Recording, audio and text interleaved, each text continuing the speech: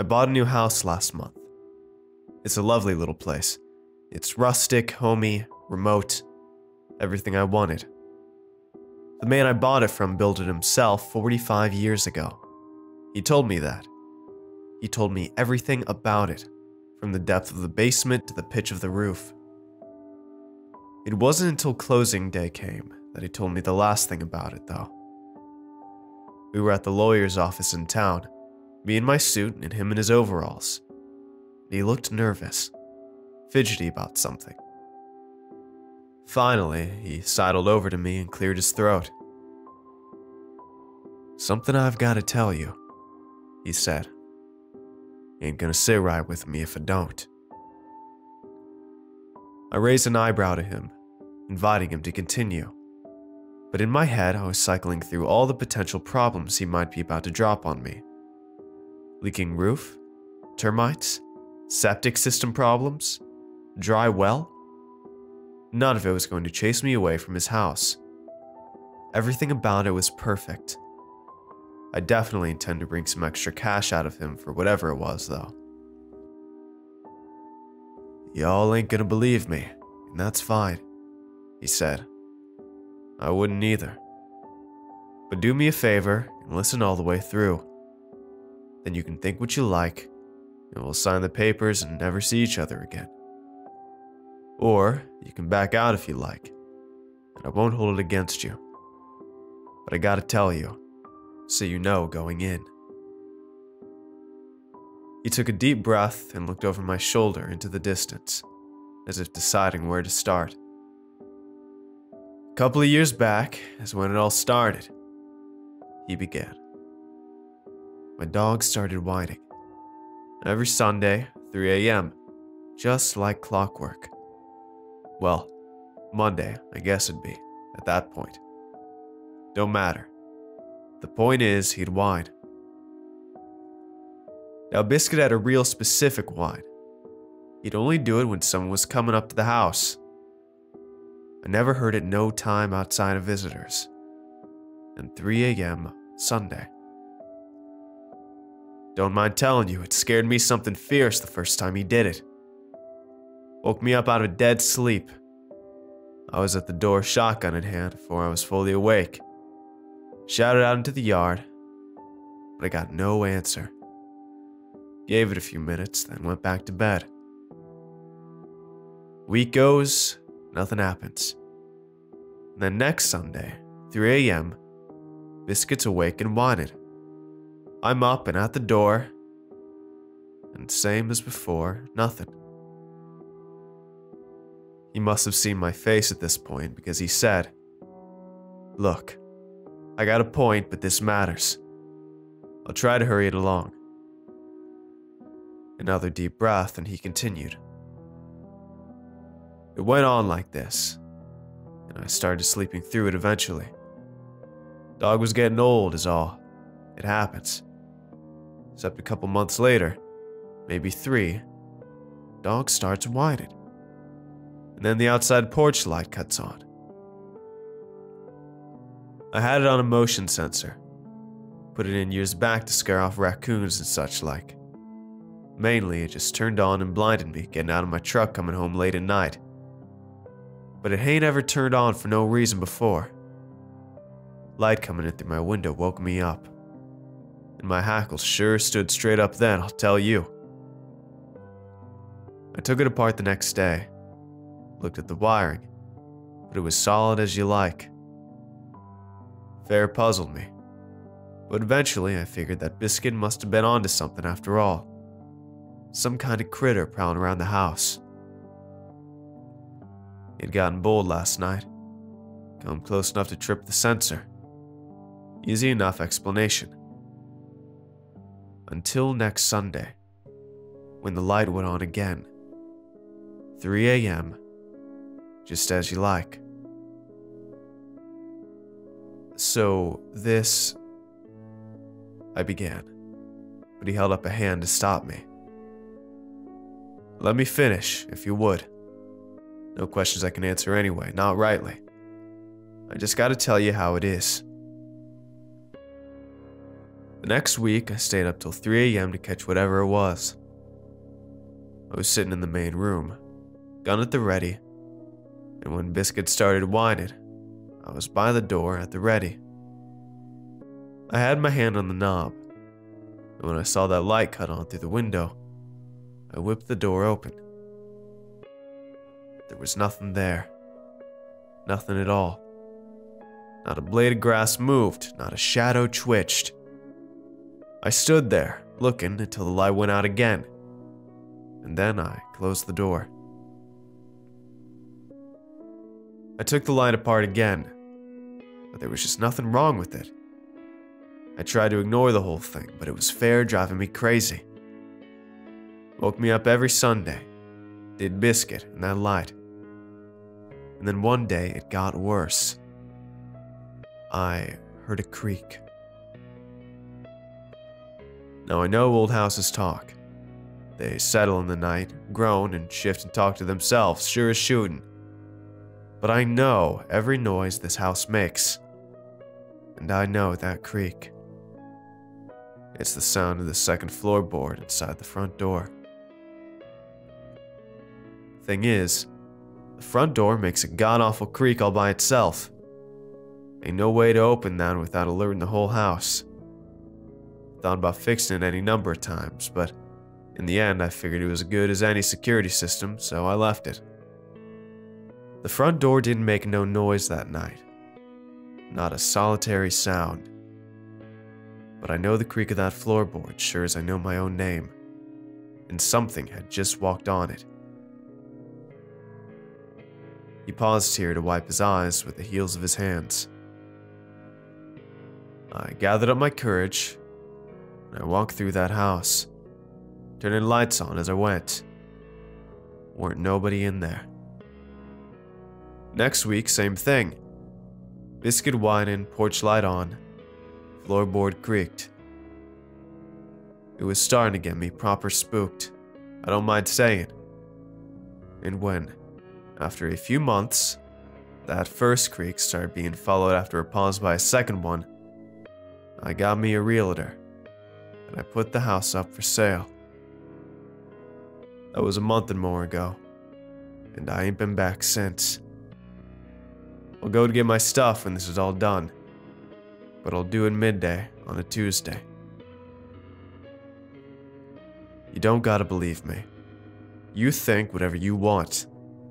But that second creak comes from a board the far side of the main room, all the way to the hallway. You're up this Sunday at 3 a.m., you'll hear it. If you're man enough to stay in that house and find out what's coming, more power to ya. I built this house, and I'm dead sorry to leave it. But I ain't gonna be there when whatever it is finishes whatever trip it's making.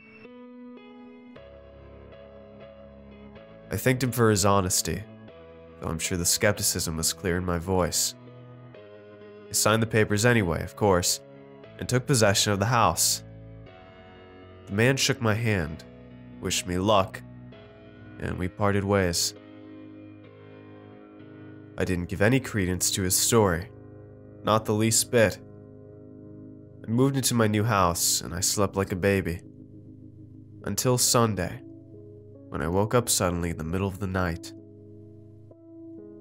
I was confused at first as to what had woken me. It was dark in the room, but a bright light was shining in from outside. In my disoriented, half-asleep state, it took me a minute before I realized it was the front porch light shining in through my window. The old man's story rushed back to me, and in the dark it seemed almost plausible. I held my breath, listening, and heard nothing. I was just starting to laugh at myself when it came. A creak from the front room. I sat in bed, silent, listening. A minute passed before I heard it. The second creak. Closer, louder, nearly from the hallway. Surely it was just a ridiculous story. Just a tale a lonely old man imagined. Or maybe even made up. I wanted to believe that. Then came a third creak. This one right outside my closed bedroom door. And almost on its heels, a fourth one. This one was inside the room. I sat frozen for a long moment, then shot up my hands and fumbled for the bedside lamp. It burst into light, casting its glow across the room, revealing absolutely nothing. Nothing was there. I got up and paced around, checking under the bed, in the bathroom, in the closet. There was no one hiding there. Nothing that could have made the noise.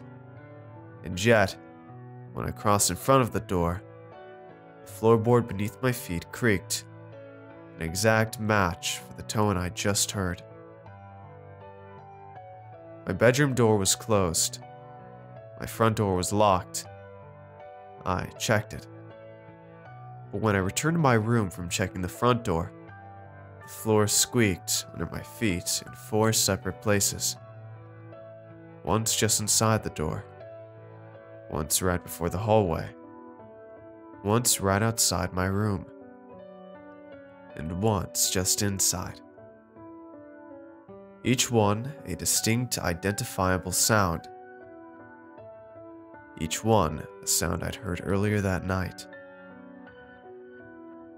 I didn't sleep anymore that night. I turned on every light and watched TV until dawn. I told myself I'd call the realtor in the morning and put the house up for sale. And yet, by the time morning rolled around, it had all started to seem a little silly. A new house, a goofy story. And I'd been ready to abandon reality and believe in ghosts. I made myself breakfast by dawn's breaking light, went to sleep as the sun started up the sky, and woke up feeling foolish around noon. A few squeaks and creaks, and I was ready to move out. Embarrassing. And so when the light cut on and woke me up last Sunday, I pulled a pillow over my head, determined to ignore it. And when the first creak came, I told myself it was a coincidence, a random noise that probably happened all night, and I just didn't hear most of the time. Then came the second, at the same pause as before.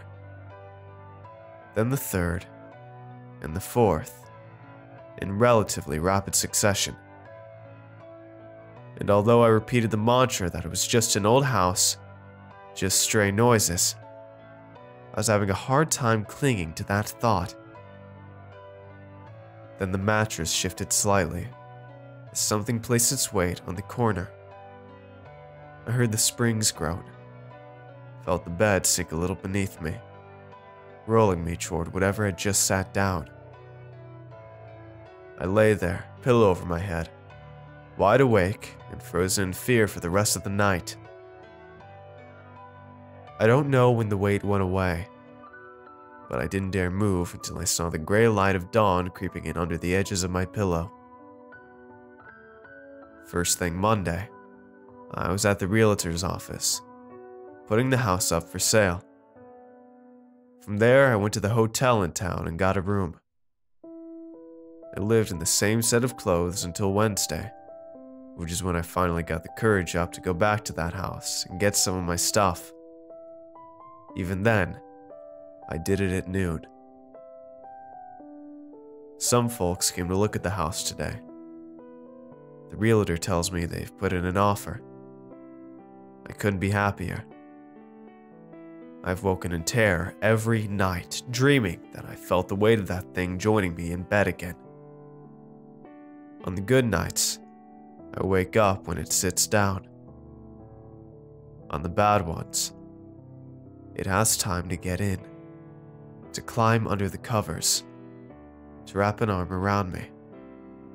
Its brittle fingers drifting across my face as I lie there, unblinking, trying not to scream. I appreciate what the old man told me about the house before I bought it. He wanted to absolve himself, to know that I had a chance to walk away. I get where he was coming from. I'm not giving this couple that chance.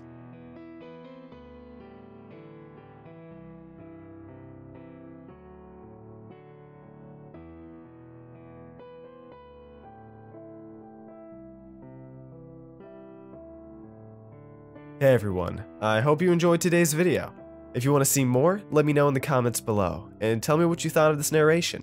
Make sure to follow me on Twitter for updates, and if you'd like to get early videos, shoutouts, and much more, I'd appreciate it if you check out my Patreon page. It's a place where you can help support my channel while getting awesome rewards in the process, and every pledge helps out a ton, no matter the size. So if you'd like to see all the rewards I offer and consider becoming a patron, it'd mean a ton to me if you'd click the link in the description and just check it out. And don't forget to show some love to the amazingly talented authors who make these narrations possible.